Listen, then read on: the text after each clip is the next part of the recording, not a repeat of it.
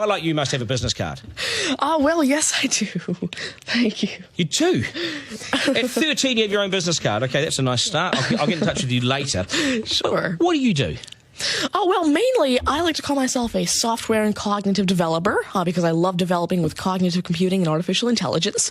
I am an algorithmist. I love working with, designing, and implementing algorithms. I'm a keynote and TEDx speaker. I'm an author. I've written a book, and I'm working on another one about IBM Watson. And, of course, I'm also an IBM champion for cloud and honorary IBM cloud advisor. Oh, where did Hang I on go a second. wrong? Someone just get me a flannel countdown. Do you go to school? Well, I'm currently homeschooled in grade 8, going to grade 9 now. Wow. OK, so you're bright. Artificial intelligence, it's taking over the world. Is that fair to say?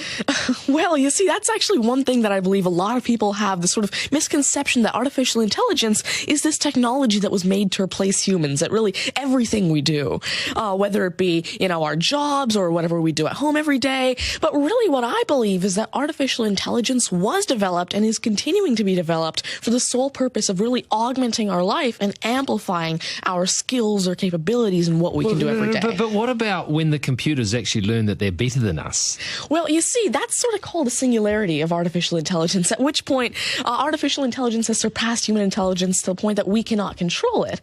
But really what I believe at this point, artificial intelligence, I won't go into the details right now since we're limited on time, but the thing is right now, artificial intelligence itself as a technology is so foolable and so primitive that either A, we won't reach that singularity point, or B, if we do, it's a very long ways off. Do you understand that, Mark? No. I couldn't. I wanted to take notes for the exam at the end of this. You lost them in the first sentence. Could I perhaps offer you a golf ball? There you go. Thank you very much. You do this YouTube channel, which you teach people. What is that all about, and who is your target audience? Yeah, sure. Now, I actually have a YouTube channel called Tanmay Teaches that I've been running for around 6 years now, and it has over 144 videos and now 22,000 subscribers. And so on it, I love to teach about computing, really programming, these algorithms that I develop, machine learning especially, math, science, and especially technologies like IBM Watson. Because, of course, I like to share my knowledge because I realize that there's this lack of resources for people to learn about technologies like AI, which is why I absolutely love sharing my knowledge through, of course, these YouTube videos, the books that I'm authoring, the keynotes that I have, and really Watson comes in here in such a great way because Watson allows me... What's Watson? Sure. Mark thinks he's a golfer, but what is Watson? Now, IBM Watson is essentially a cognitive system that allows developers to incorporate cognitive and machine learning into their applications without having to code in the actual intelligence. And what this means is that, of course, right now, really one of the main reasons developers aren't incorporating more machine learning into their apps is because it's so hard to do. It's really difficult to incorporate intelligence because... Has the I'm going to take this somewhere else, this interview. Has the Homeschooling Association of the World got hold of you as the front person? Well, there is actually a Homeschooling Legal Defense Association, I believe, HSLDA, in Canada, and I actually had a keynote for them last year in Niagara Falls. You're the poster boy for homeschooling, aren't you? Well, I did have a keynote for them, and I talked a lot about the advantages of homeschooling and why it's great for kids who want to go into different and really targeted subjects. Okay, I want to get right down to business now. When did you realise you were bright and smart, and smarter than most?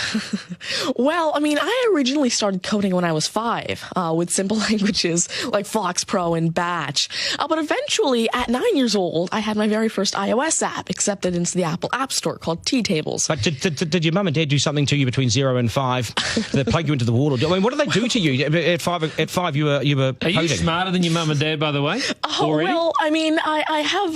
my dad used to work as a computer programmer, but he used to work with, simple, regular programming languages like Fox Pro, Batch, a little bit of C, etc.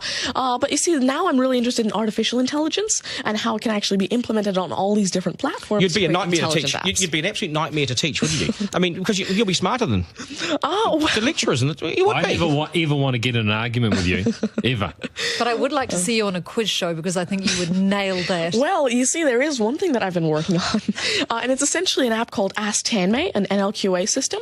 And so essentially, it's a system that can take your natural language questions and answer them for you using Watson and artificial intelligence. And actually, the original reason why I made Ask Tanmay, there's an Indian version of the Who Wants to Be a Millionaire show called KBC, which I originally wanted Ask Tanmay to play. So that actually ties in quite a bit with what I wanted to do. It's nice to see you. Do you get because you're homeschooled? You wouldn't go to school dances and things like that, would you? School socials and things. Do you get well, I actually used to be regularly schooled until grade 6. Right. Then I became homeschooled, and so of course I still do have my This friends is still from school. a victory for public schools. Take that golf ball Yep. and bring it back to me when you've actually worked out a way in which it'll always go straight. Because I think you could do it.